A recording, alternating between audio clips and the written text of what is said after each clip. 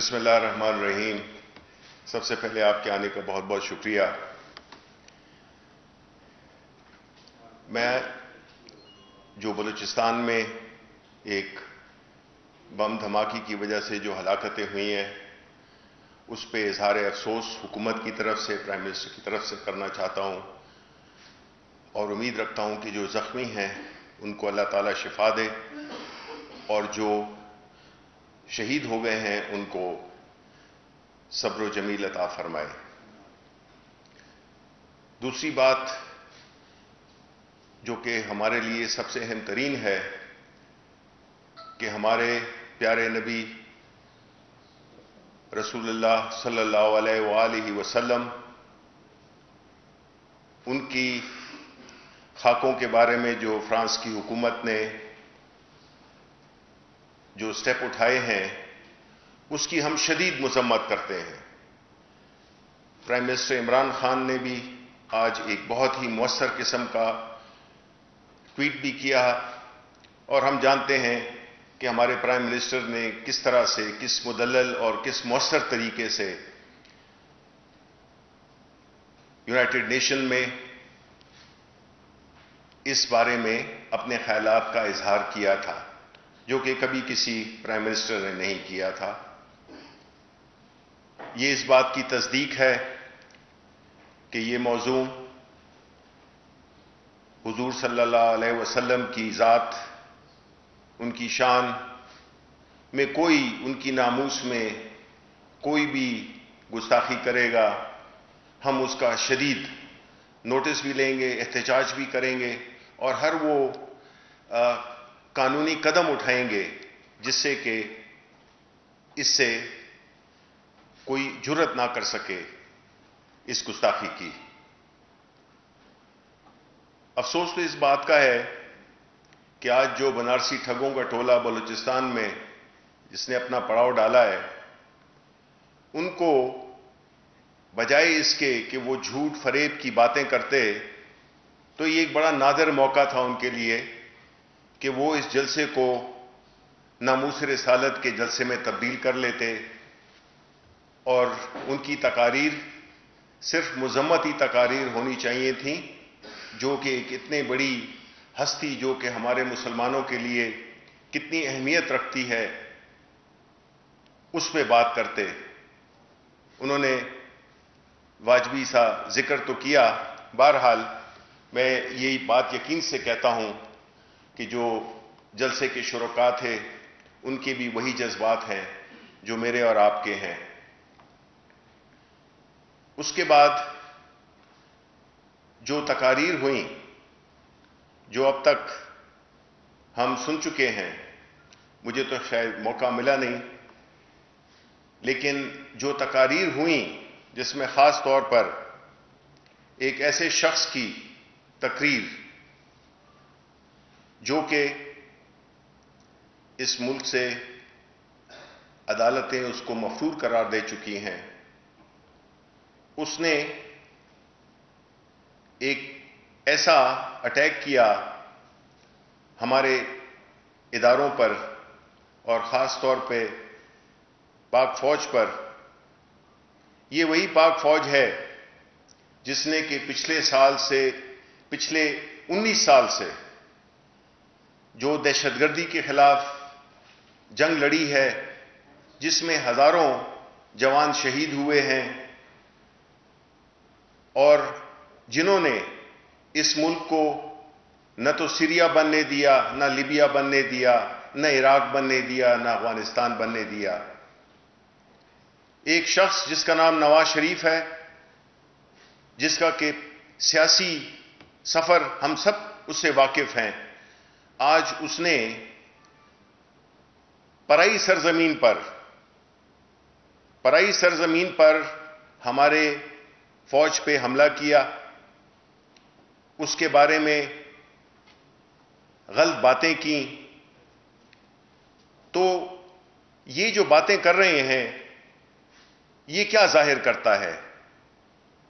جب ہم کہتے ہیں کہ ان کے پی ڈی ایم اے کے ایجنڈے میں اور ہمارے جو دشمن ہیں جس کو کہ میں یہ کہوں گا کہ جو ایکسس آف ایول ہے، جو تکون ہے، اس کا تیسرا حصہ ہمیں مل نہیں رہا تھا، وہ آج مل گیا. وہ ہے اسرائیل، انڈیا اور پی ڈی ایم اے. اور اس کی وجہ بھی میں بتاتا ہوں کہ انہوں نے اپنے پلیٹ فارم سے ایک ایسا شخص جس کی کوئی سیاسی یا جماعتی حیثیت نہیں ہے، شاید اس کا نام اویس نورانی ہے، اس نے آزاد بلوچستان کا نعرہ لگایا. نہ تو وہ اس علاقے کا ہے اور نہ اس کو اس قسم کی بات کرنی چاہیے تھی. یہ تو ہمارے دشمن یہ بات کرتے ہیں، یہ تو کوئی پاکستانی یہ بات نہیں کرتا کہ بلوچستان کو آزاد کرو. بالکل ہم پاکستان کو آزاد کریں گے ان چوروں اچکوں سے، ان رہنماؤں سے جو کہ سیاست کے بھیس میں اس ملک کے وسائل کو لوٹتے ہیں، اپنے ذاتی مفادات کے لیے پورے اداروں کو داؤ پہ لگاتے ہیں. جب ان کی حکومت ہوتی ہے اس وقت ہر چیز ٹھیک ہو رہی ہوتی ہے، ادارے ٹھیک کام کر رہے ہوتے ہیں، اور جب یہ اقتدار سے باہر ہوتے ہیں تو یہ پھر ہر وہ حربہ استعمال کرتے ہیں، ہر وہ ہتھیار استعمال کرتے ہیں جس سے کہ اس ملک کو نقصان پہنچے. مریم بی بی جو باتیں کر رہی تھیں، ان میں اخلاقی جواز کیا ہے اس قسم کی باتیں کرنے کا اور سوالات پوچھنے کا؟ سوالات کے جواب تو آپ نے دینے ہیں، آپ کے والد صاحب نے دینے ہیں. آپ کو تو عدالت نے کنوکٹ کیا ہے، آپ تو ضمانتوں پر ہیں. آپ پوچھ رہے ہیں، پاکستان کے لوگوں سے سوالات پوچھ رہے ہیں. آپ نے تو صرف 2 سمپل سوال کے جواب دینے تھے پچھلے 4 سالوں سے، جو کہ آپ نہیں دے رہے، اور وہ یہ تھی کہ یہ اثاثے کیسے بنائے اور باہر کیسے پیسے بھیجے. اتنے سے سمپل 2 سوال ہیں. بجائے اس کا کہ اس کا جواب دیں، انہوں نے ایک طوفان کھڑا کر دیا ہے. اب یہ انقلابی بن گئے ہیں، نظریاتی بن گئے ہیں. اب ان کو ہر چیز جمہوریت اپنی تشریح کرنا چاہتے ہیں. عدالتوں کے فیصلے اچھے یا برے ان کی تشریح کے تابع ہوں. یہ اس طرح ہو نہیں سکتا، بیکاز آپ کا ملک اس وقت ایک ایسے لیڈر کے پاس ہے، ایک ایسے لیڈر کی رہنمائی میں چل رہا ہے جس کا بنیادی مقصد سیاست میں آنے کا یہی تھا کہ اس ملک جس کے کیا اتنا پوٹینشل ہے، اس کو ان مفاد پرست، کرپٹ اور نااہل لوگوں سے، لیڈروں سے نجات دلانا تھا. اور اس سفر پہ ہم انشاءاللہ پورے قائم ہیں، پورے مستحکم ہیں. اوپر نیچے چیزیں ہوتی رہیں گی، لیکن جو ہماری ڈائریکشن ہے وہ بالکل ٹھیک ہے. ہم اپنے تمام اداروں کو سپورٹ کریں گے، ہم اپنے تمام اداروں کو مضبوط کریں گے. آپ نے تو اداروں کو استعمال کیا اپنی سہولت کاری کے لیے، آپ نے تو اپنے لوگ لگائے کہ آپ کو وہ سہولت دیں آپ کی کرپشن میں. اس میں آپ نے وفاداری کو زیادہ ترجیح دی بنسبت میرٹ کے. نتیجہ کیا ہوا کہ اس ملک سے ایک ایسا برین ڈرین ہوا، ایک ایسا ماحول پیدا ہوا جس میں کہ عام لوگ جن کی کوئی سفارش نہ ہو، جن کا کوئی تعلق نہ ہو، ان کا تو کوئی مستقبل اس ملک میں نہیں دیکھ رہے تھے، وہ اس لیے اس ملک سے چلے گئے. اس سے بڑا نقصان آپ ملک کو نہیں کر سکتے جب آپ ایک ملک کو اس کے بہترین ذہنوں سے محروم کریں. آپ بلاول بھٹو، یہ ایک اور ہماری سیاست میں ایک تفریح کا سامان پیدا ہوا ہے. ایک ایسا شخص جو کہ اپنے والد سے یہ نہیں پوچھتا کہ والد صاحب آپ یہ بتائیں کہ قوم پوچھتی ہے کہ میرے نانا نے روٹی کپڑا اور مکان کا نعرہ دیا تھا، تو آپ نے یہ روٹی کپڑا مکان بھی ان سے چھین لیا، اور آپ کہتے ہیں ہم نے آپ کو 18ویں ترمیم دی ہے. 18ویں ترمیم اس لیے دی ہے کہ ان کو ایک ملگیر پارٹی جو کہ پیپلز پارٹی تھی اس کو آپ نے ایک علاقائی جماعت بنا دیا اور آنے والے الیکشن میں یہ 1-2 ضلعوں تک محدود رہ جائیں گے. آج وہ اپنی سیاست ایسے کر رہے ہیں جیسے کہ ان کے والد صاحب جو کہ اس ملک کے صدر بھی رہے اور ان کے پاس فیڈرل حکومت بھی تھی, ان کے پاس پروونشل حکومت بھی تھی سندھ کی. یہ وہی سندھ ہے جس میں کہ ڈرامہ رچایا گیا پولیس کا وہ صفدر اعوان کے کیس میں. یہ وہی سندھ پولیس ہے بلاول بھٹو جس نے آپ کے ماموں کو 70 کلفٹن کے آگے قتل کیا. آیا کچھ اس کے بارے میں آپ نے کیا؟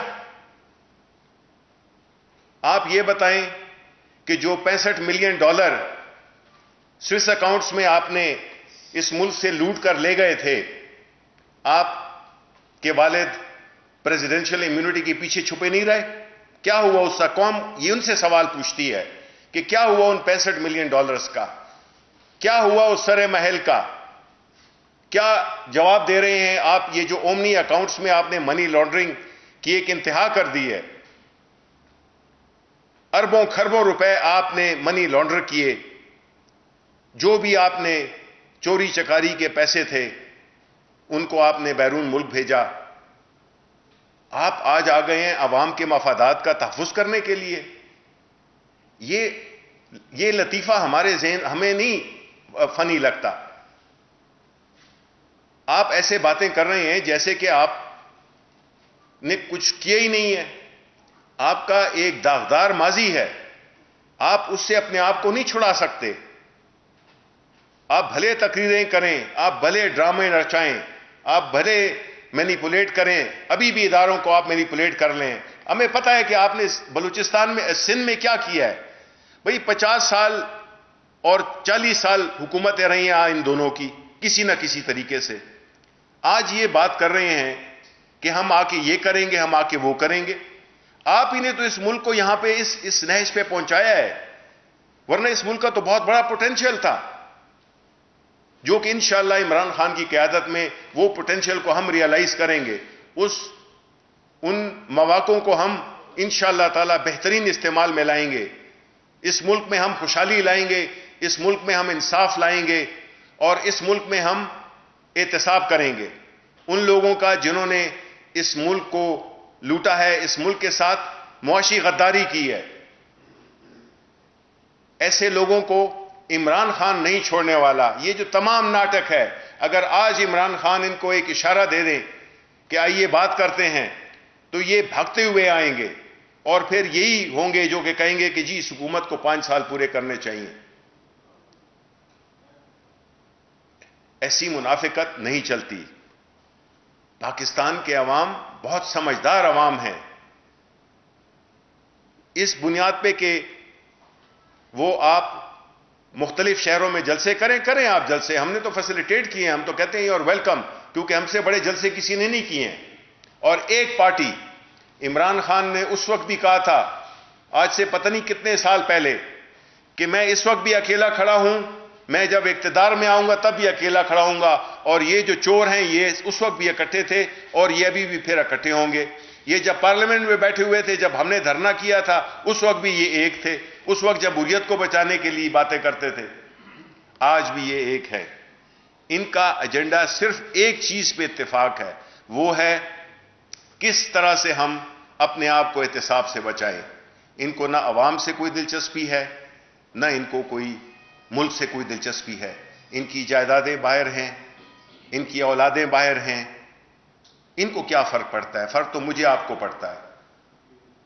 ہمارا لیڈر جس کی ایک ایک پائی اس ملک میں ہے, ایک دیانتدار لیڈر جو کہ یہ تہیہ کیا ہوئے ہے کہ وہ اس ملک کو ان چوروں سے بھی بچائے گا, ہم اداروں کو بھی سپورٹ کریں گے, مضبوط مزید بنائیں گے, اور اس ملک کو ہم خوشحالی کی طرف لے جائیں گے. بہت بہت شکریہ.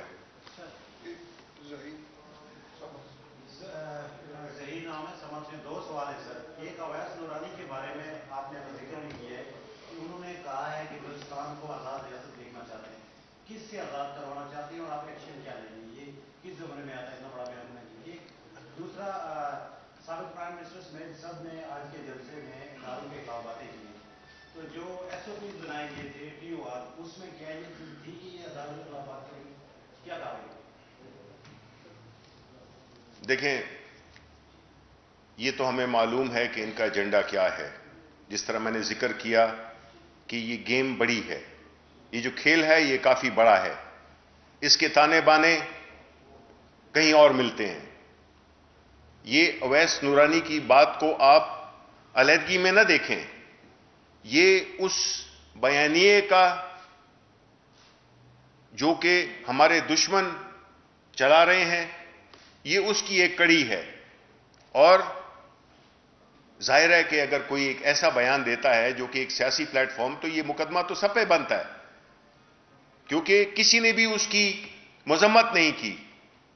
کسی نے بھی یہ نہیں کہا کہ آپ نے یہ بات غلط کی ہے. وہاں پہ تو ساری پارٹیاں موجود تھی، 11-12 پارٹیز تھی، کسی نے بھی مذمت نہیں کی. تو اس کا مطلب ہے کہ وہ بھی اس میں شریک ہے. تو یہ تو دیکھنا پڑے گا کہ یہ اس قسم کا جو بغاوت کا جو ایک ایلیمنٹ اس میں اس جلسے میں، اور پھر آپ دیکھیں کہ بلوچستان کی جو علاقائی پوزیشن ہے، جس میں کہ ہمارے دشمن انڈیا بالخصوص انہوں نے ہمیشہ اپنی دہشت گردی بھی کی ہے. گلبوشن وہیں سے پکڑا گیا تھا. یہ ایک ایسی جگہ ہے جس پہ کہ ہمارے دشمنوں نے آنکھ رکھی ہوئی ہے. اس میں جتنی بھی یہ جو انسرجنسی کی جو موومنٹس ہیں وہ بھی برسر پیکار ہیں. تو یہ تو اس میں شریک لگتے ہیں پھر، کیونکہ بیانیہ تو یہی ہے ہمارے دشمنوں کا بھی، اسرائیل کا، انڈیا کا. اور اب جس طرح میں نے کہا کہ یہ جو ایکسس آف ایول بن گیا ہے، یہ اس میں شریک ہے. بڑا افسوس ہوا مجھے کہ کتنی پارٹیاں بیٹھی ہوئی تھی اور کسی نے یہ نہیں کہا کہ ہم اس بیان کی مذمت کرتے ہیں اور اپنے آپ کو ہم اس بیان سے علیحدہ رکھتے ہیں. تو اس سے کیا ظاہر ہوتا ہے کہ یہ اپنے ذاتی مفادات کو بچانے کے لیے کسی بھی سطح پہ جا سکتے ہیں. یعنی یہ انہوں نے جو علم بغاوت اٹھایا ہے، پاکستان کے عوام تو اس کا جواب مانگیں گے اور مانگنا چاہیے، اور حکومت پاکستان بھی مانگے گی، مانگنا چاہیے. ایک طرف آپ ہماری اس ادارے کو اٹیک کرتے ہیں جس نے کہ دہشت گردی میں کہیں پہ پوری اچھی آرمیز، چاہے وہ امریکن آرمی ہو، انڈین، اس کو یہ جو شام میں، سیریا میں، ویتنام میں شکست ہوئی، ہم نے اللہ تعالیٰ کے فضل سے کامیابی حاصل کی. تو ہم جو کہ ایک ہمارے ملک کی سرحدوں کے محافظ ہیں، اگر ان کو ہم اٹیک کرتے ہیں، اگر ان پہ ہم ہرزہ سرائی کرتے ہیں، تو ہم کس کے بیانیے کو سپورٹ کر رہے ہیں؟ ظاہر ہے اپنے دشمنوں کے بیانیے کو. اس میں تو کوئی زیادہ اس کی سوچ وچار کی بات ہی نہیں ہے. تو اس لیے ہم اس کی شدید مذمت کرتے ہیں.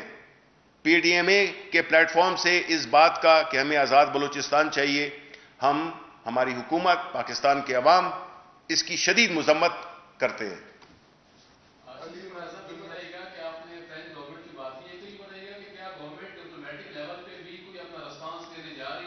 بالکل اور دوسرا یہ بتائیں کہ آپ بار بار آپ بھی کہہ رہے ہیں، مختلف وزراء بھی کہہ رہے ہیں کہ میاں نواز شریف ہوں، دیگر رہنما ہوں، وہ اداروں پر یہ شخصیات پر رسائی کر رہے ہیں.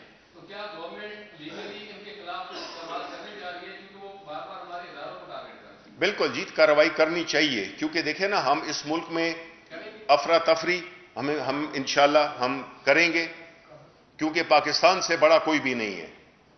پاکستان کے آئین سے بڑا کوئی بھی نہیں ہے. پاکستان کے اداروں سے بڑا کوئی نہیں ہے. لوگ آتے جاتے رہتے ہیں، ادارے رہتے ہیں. اور جس چیز کی بات کر رہی تھی مریم نواز کہ انگلینڈ میں وہاں پہ ادارے اور قوانین بڑے سخت ہیں، تو مجھے بڑا افسوس ہوا. افسوس اس بات پہ ہوا کہ آپ کو پتہ ہے اہمیت جب ادارے کام کر رہے ہوتے ہیں, جب رول آف لا ہوتا ہے, تو آپ کی تو 40-50 سال کی حکومتیں تھیں یہاں پہ. آپ نے اس ملک کو کیوں نہیں, اپنے ملک کو کیوں نہیں ایسا بنایا جس میں کہ ہم بھی کہتے کہ ہمارے ادارے مضبوط ہیں, ہمارے رول آف لا ہے, لیکن جو بیٹھے ہوئے تھے وہی اس کو غلط استعمال کر رہے تھے, تو اداروں نے تو تباہ ہونا تھا. تو اس لیے ان کے خلاف تو چارجز مختلف قسم کے بنتے ہیں. جی جی, فرینچ گورنمنٹ پہ ہم بالکل, ہم آلریڈی پرائم منسٹر صاحب نے آج اپنا جو پالیسی سٹیٹمنٹ ہے وہ دے دیا ہے, اور ہمارا فارن آفس بھی کل سے اس پہ عمل کرے گا, اور ہم اس کی سخت مذمت ایک بار پھر کرتے ہیں, کیونکہ میں سمجھتا ہوں کہ جس طرح کے پرائم منسٹر عمران خان اس پوری قوم کی ترجمانی کرتے ہیں, اس محبت کی, اس ادب کی, اس رسپیکٹ کی جو کہ ہمارے پیارے نبی صلی اللہ علیہ وسلم کے لیے ہے, کہ ان کی ذات پہ اگر کوئی بات کرے گا تو ہماری تو ساری زندگی اور ہماری ساری جانیں اس کے لیے حاضر ہے. سر شیراز نام ہے میرا, شیراز مبصراتی چینل جیل سے ہوں. سر آپ نے عرض کیا کہ اگر عمران خان ان مناسب کو کوئی اشارہ کریں گے تو یہ بات نہیں آئیں گے, تو آخر عمران خان اشارہ کیوں نہیں کرتے سر؟ کیونکہ جب سے جو ہے عالمی کے خلاف باتیں ہو رہی ہے, ہمارے اقدار کے خلاف باتیں ہو رہی ہے, تو عمران خان جو ہے وہ کس سے کر رہے ہیں, اشارہ کیوں نہیں کر رہے؟ Good question. دیکھیں, ہم ابھی جب بات ایک لائن کراس ہو جائے تو اس کے بعد تو اگر ریاست اپنی حرکت نہیں کرے گی تو ظاہر ہے کہ جو ہمارے دشمن ہیں وہ تو, اور یہ دشمنوں کی زبان بول رہے ہیں, تو ہمارے لیے یہ جو بیانیہ یہ ڈیولپ کر رہے ہیں اس میں ہمارے ملک پہ اٹیک ہے. یہ اس کے لیے بالکل میں آپ سے ایگری کرتا ہوں کہ اس کے لیے عملی اقدامات ہونے چاہیے, اور انشاءاللہ ہوں گے. سر یہ بتائیے گا کہ سوشل میڈیا پہ یہ بات چل پڑی ہے کہ کراچی میں نواز شریف صاحب کو بولنے نہیں دیا گیا, آج کوئٹہ میں ایک ہفتے سے وہ بولے ہیں, پختونخوا میں بھی جلسہ ہونے جا رہا ہے پی ٹی ایم کا, آپ کی کیا ایکسپیکٹیشن, آپ کیا ایکسپیکٹ کر رہے ہیں, وہاں پہ بولنے دیا جائے گا نہیں کیونکہ وہاں پہ پی ٹی آئی کی حکومت ہے؟ دیکھیں, اس میں ہمیں مشورہ, کل ہماری میٹنگ بھی ہوگی, ایک ہماری ریگولر میٹنگ ہوتی ہے ہفتہ شروع ہونے سے پہلے, اور اس میں ہم یہ ڈسکس کریں گے. اس میں ہمیں فیصلے کرنے ہیں, کیونکہ ہم اپنے ملک کے عوام کو ایکسپوز کریں ان لوگوں کے سامنے جو کہ اس ملک کو دشمنوں کی شے پہ, دشمنوں کے ایجنڈے کا پرچار کر رہے ہیں. آیا یہ ایکسیپٹیبل ہے؟ آیا یہ الاؤ ہونا چاہیے؟ ظاہر ہے میری نظر میں تو نہیں ہونا چاہیے.